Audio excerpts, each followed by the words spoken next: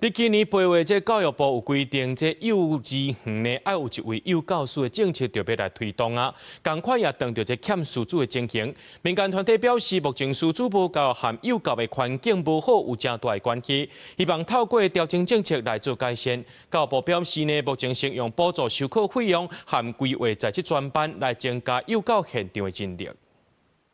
教育部规定，幼儿园大班要有就幼教师的政策已经延长实行2摆，确定要伫今年8月1号正式上路。也毋过幼教现场却拄到人力无够的状况。根据教育部的资料显示，最近5年平均逐年拢有4000多人摕到教保员的资格，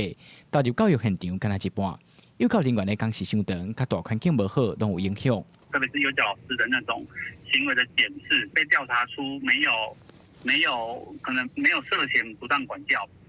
好。也没有任何的补偿机制。现在的课后留园，它不断的延长时间，有些县市已经到6点，甚至到7点。台湾其实合格的教保师资呢是不缺的。好，教育部的统计的报告告诉我们，每年都有很多拿到资格的专业老师，最后是因为待遇太差、环境太辛苦，所以选择不进入这个行业。民间团体表示，教育部推行幼托合一已经14年，却无调整培养师资的方式，希望未来整合幼保系和幼教系和制度统一，伊嘛呼吁政府会使正视幼保人员普遍加薪的状况。可不可以调整，把幼教现场的师资能够整合，公部门能够做一个领头羊，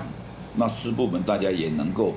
一起提供给我们幼教伙伴更友善的环境。教育部回应，针对幼教师资欠缺状况，目前会先补助教保员或者是代理教师收拾幼儿园师资课程的费用，另外嘛规划在职培养的计划，让因会使哪做工课哪上课，补充幼儿园欠缺教育能力。记者桂宗林、贾桂林台北报道。